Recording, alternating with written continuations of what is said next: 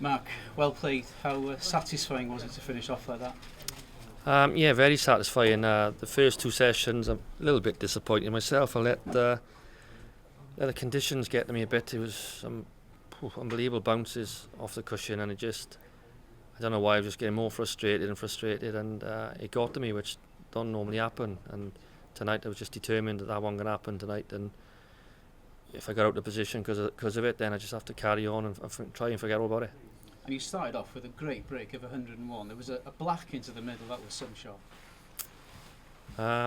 Yeah, I mean, that's the only century break I think we had. I mean, how I ended up 10-6, 5-3 up and 10-6 up was unbelievable. Really, it could have been 10-6 to him. It was quite poor the first two sessions, and just almost impossible to make any breaks. It was very difficult to get position. You talk about the first sessions being poor, but I mean that was a great session for you. That must give you a lot of confidence rather to go into the next match.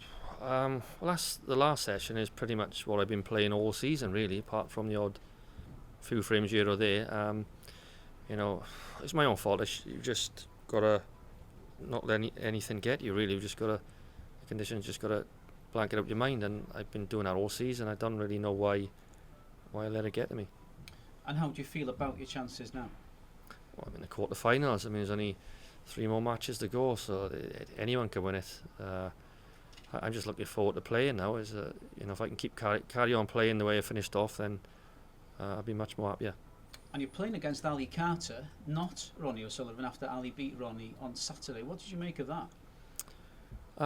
Well, he's obviously played better. He stood up to Ronnie O'Sullivan, played in the match and played some good stuff, and Ronnie didn't respond to him, and he was the better player all the way through the match. When I play tomorrow, I might have to walk sideways back to my chair a couple of times just in case it gives me a little dig or something, but apart from that, we should be fine. Can I ask you what you thought of what happened in that match? Not really. I'm not interested about their match. I'm just worried about mine. What do you make of him as an opponent, though? I mean, you've got a pretty even record against him in the past. Totally different to Rob Milkins. He's much slower. He ain't going to miss as many easy balls as Rob did because he's much more slower and compact, and it'll be a difficult game for me, but I'm sure he'll say the same about me, so it's a 50-50 match really. And back at the Crucible, of course, this year. 2 years ago you were in the quarterfinals as well. What does it mean to be in the last 8 today?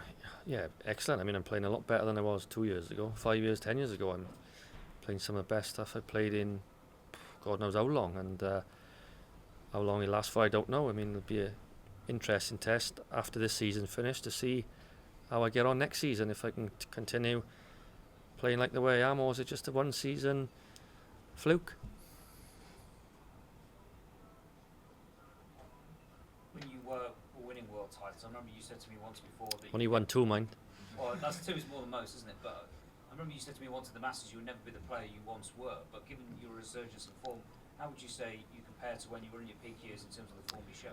I don't think I'm anywhere near that, but I'm not too far away. I mean, I'm not sure how many century breaks I've had this year, but it's probably more century breaks I've had maybe ever. I'm not sure, you'll have to check the stats, but I won't be surprised if I've had more centuries this year than I've ever had in any season. So my scoring's obviously getting a lot better. My long potting is definitely 100% better than what it was a few years ago, and I'm just enjoying it. I mean, once I'm enjoying it, playing well, I'm a tough match for anyone.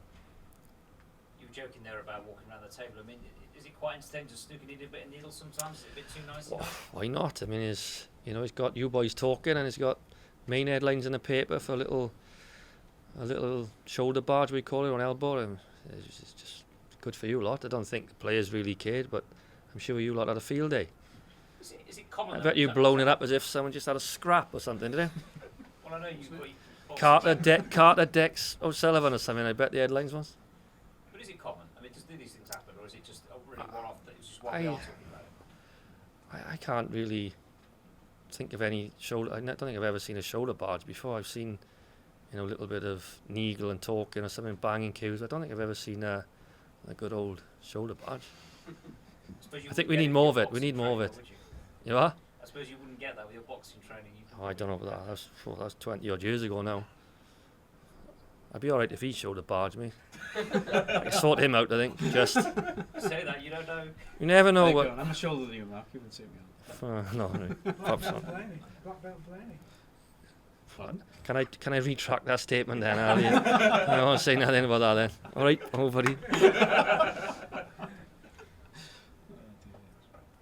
Lovely stuff. Right, no problem. Cheers, Mark. Cheers. Thanks a lot. Tomorrow. Betfred, proud sponsor of the World Snooker Championship.